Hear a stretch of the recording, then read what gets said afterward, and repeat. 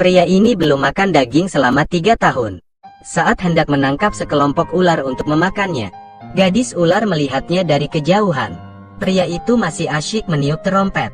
Dengan bunyi terompet itu, ia mengambil kesempatan untuk menangkap seekor ular dan memasukkannya ke dalam keranjang. Dia kemudian melanjutkan untuk menangkap 2 lagi. Gadis ular mengerti bahwa dia harus melakukan sesuatu. Jika tidak, semua ular akan dibantai oleh pria itu. Pada saat ini, Raja Ular masih dalam proses ganti kulit. Jadi dia tidak bisa datang untuk menyelamatkan jenisnya.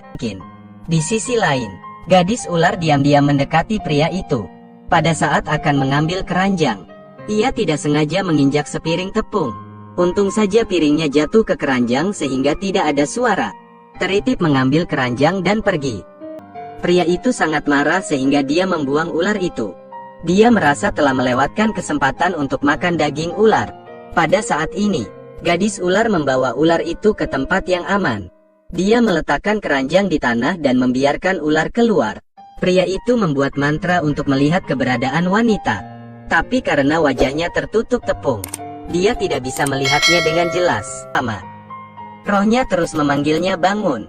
Akhirnya dia bisa bangun dan pergi mencari penyihir di jejak tepung. Jadi dia marah dan bergegas mencari orang kaya itu untuk mengetahui milik siapa cincin ini. Kemudian orang kaya itu menelepon keluarganya. Kemudian minta semua orang untuk membiarkan saya melihat gelang kaki di balok wanita. Dia ragu-ragu untuk menunjukkan kakinya. Orang kaya sudah tahu jawabannya. Tapi karena di masa lalu, gadis ular itu menyelamatkan putranya. Jadi orang kaya itu tidak mau banyak bicara. Namun dalam hati pria kaya itu mulai meragukan keputihan wanita tersebut. Setelah memperingatkan gadis ular itu, dia marah dan pergi. Tetapi putra orang kaya itu memanfaatkan waktu ketika keluarganya tidak memperhatikan. Kemudian diam-diam ambil gelang kaki untuk gadis ular. Dia menemukan balok itu dan meletakkannya di kakinya sendiri.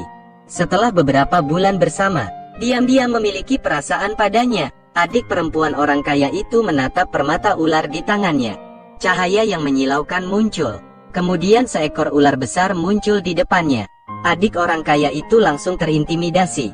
Dia tidak punya waktu untuk bereaksi. Jadi dia tetap membeku di tempat. Setelah beberapa saat, dia pikir dia harus melarikan diri. Ketika Raja Ular melihat mangsanya melarikan diri, dia segera mengejarnya. Ular hanya perlu merangkak sedikit untuk mengejarnya. Ia lari ke kediaman Diao Fuong. Pada saat Raja Ular hendak berurusan dengan saudara perempuan orang kaya itu, kemudian Diao Fuong menciptakan cahaya kuning. Raja Ular membebaskannya untuk sementara waktu. Ternyata belum lama ini Raja Ular menggunakan sihir. Jadi ular menerima sihirnya. Akhirnya, berkat sihir penyihir, dia mendapatkan permata di tangan penyihir. Ratu Ular sangat senang karena dia membantu Raja Ular mendapatkan permata itu kembali. Dia tidak tahu bahwa saudara perempuan bernama Rich muncul di belakangnya. Dia memukulnya dengan tongkat balok kemudian mengambil permata itu dan melarikan diri. Di rumah penyihir itu juga ada tubuh seorang pria. Jadi dia memberitahu semua orang. Gadis ular itu membunuh seorang pria dan mencuri permatanya. Bagaimana menjelaskannya? Kemudian saudara perempuan orang kaya itu masih dengan sengaja menuduhnya. Dia bahkan pergi untuk memukuli gadis ular itu dan menuduhnya jahat. Kemudian orang-orang membantu mengikatnya pada balok. Setelah mengetahui tentang Raja Ular, dia sangat marah. Jadi dia pergi mencari saudara perempuannya yang bernama Kaya.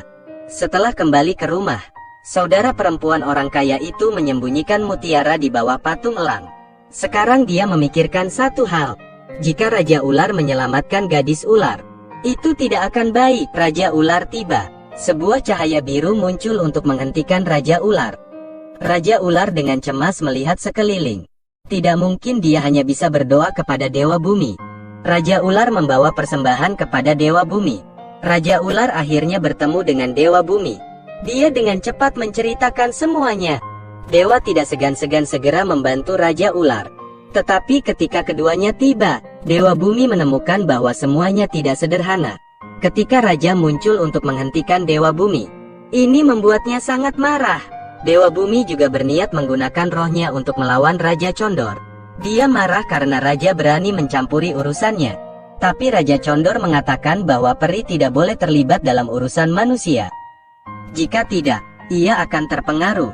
Apalagi wanita teritip itu bukan orang biasa. Kemudian seseorang akan datang dan menyelamatkannya. Setelah mendengarkan Raja Ular, dia pergi dengan pikiran tenang. Dewa Bumi juga segera pergi. Benar saja, tidak lama setelah itu, putra orang kaya itu mengetahui kabar tersebut. Dia diam-diam meninggalkan rumah. Dia dengan cepat bergegas untuk melepaskan Kasau dan membawanya. Satu-satunya hal yang harus dilakukan adalah tidak membiarkan orang lain melihat teritip. Jadi pelayan bar harus tinggal di kamarnya. Sama seperti keduanya tinggal di kamar yang sama. Raja Ular mengirim ular lain untuk mencari putrinya. Tetapi ular yang baru saja memasuki rumah orang kaya itu terhalang oleh penghalang yang tak terlihat. Raja Ular hanya bisa membiarkan ular mundur sementara. Baru saja atau cucu perempuan bernama Kaya muncul. Dia berlari keluar rumah dengan wajah sedih. Raja melihatnya. Dia langsung memikirkan cara untuk mengubahnya menjadi bentuk bibi. Cucu perempuan orang kaya itu tertarik. Setelah berbicara dengan raja, dia tahu bahwa dia menyukai putra seorang kaya. Tetapi untuk beberapa alasan yang tidak diketahui, putra orang kaya itu menendangnya keluar dari kamar. Ular berkata bahwa sepupunya bisa menyukainya. Jika dia percaya pada Raja Ular, pergilah ke belakang gunung untuk menemuinya. Mendengar ini, dia dengan senang hati mengatakan bahwa dia pasti akan pergi mencari Raja Ular. Lalu dia berlari masuk ke dalam rumah. Keesokan harinya Raja Ular membawa sekeranjang ular. Kemudian dia menginstruksikan kepada ular apa yang harus dilakukan. Pada saat ini, cucu perempuan orang kaya itu tiba. Ular mengubah ular menjadi 4 daun. Kemudian dia menyuruh cucu orang kaya itu untuk membawa pulang beberapa untuk memuja Raja Ular. Segera setelah itu, sepupunya pasti akan menyukainya. Mendengar ini, dia dengan cepat membawa pulang daun itu. Setelah kembali ke rumah, dia meletakkan daun sesuai dengan kata-kata Raja Ular. Dalam sekejap mata, 4 ular muncul. Kemudian dia pergi ke kamar putra orang kaya itu. Dia baru saja mengundang sepupunya untuk bermain. Tanpa diduga, dia langsung setuju. Ini membuatnya sangat bahagia. Faktanya, karena dia ingin menyembunyikan bar wanita itu di dalam ruangan. Dia melakukannya untuk bisa mendorong sepupunya keluar dari kamar secepat mungkin. Namun dia pikir Raja Ular itu benar. Dia juga berterima kasih kepada Raja. Saya tidak berharap gadis ini mempercayai orang dengan mudah. Raja Ular dengan senang hati berpikir bahwa rencananya pasti akan berhasil. Jadi Raja Ular terus merencanakan untuknya. Karena aku ingin mereka menyukaiku, dia telah membawa sebotol susu detoksifikasi di sekitar rumah. Akhirnya, sekat di dalam rumah dicuci. Raja Ular dapat memasuki villa untuk menemukan ular. Keduanya langsung berpelukan. Saat tidur, ia pergi mencari mutiara. Tetapi pada saat Raja Ular menyentuh patung elang itu, seekor elang telah terbang keluar. Dikatakan bahwa Raja Ular harus bergegas dan pergi dari sini. Tapi Raja Ular tidak mengakui kekalahan. Raja Ular ingin menggunakan bubuk yang telah dia siapkan untuk mendapatkan permata itu kembali. Tanpa diduga, saat Raja Ular menyentuh patung itu, bubuk di tangannya menghilang. Itu sebabnya Raja Ular itu asli. Kemudian Raja Ular kembali ke kamar untuk membangunkan gadis ular dan membawanya pergi. Raja Ular mengucapkan mantra yang mengubah ular menjadi bunga. Kemudian Raja Ular berubah menjadi ular dan mengeluarkan bunga itu.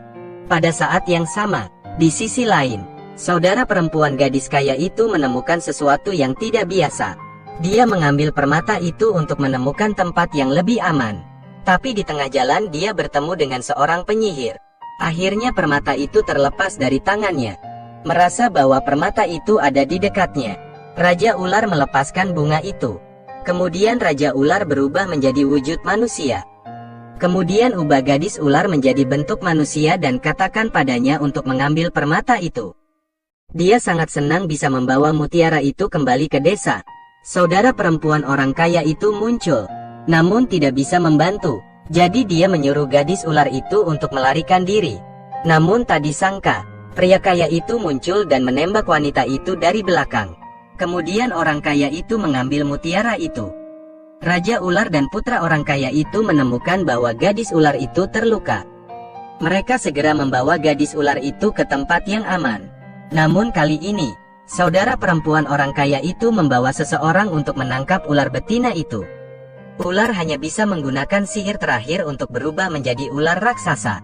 Kemudian dia berdiri di depan tempat perlindungan gadis ular itu. Jika mereka berani menyerang, Raja Ular akan dikalahkan oleh mereka. Namun di luar dugaan, semua takut dengan ular raksasa. Adik gadis itu juga berteriak keras. Tidak lama setelah itu, Raja Ular sembuh. Dia berubah menjadi ular untuk mengeluarkan peluru di tubuh Teritip. Setelah itu, Raja Ular diam-diam membawa gadis ular itu kembali ke rumah orang tuanya. Tetapi Raja Ular tidak menyangka bahwa kali ini dia telah melukai gadis ular dan hampir kehilangan nyawanya.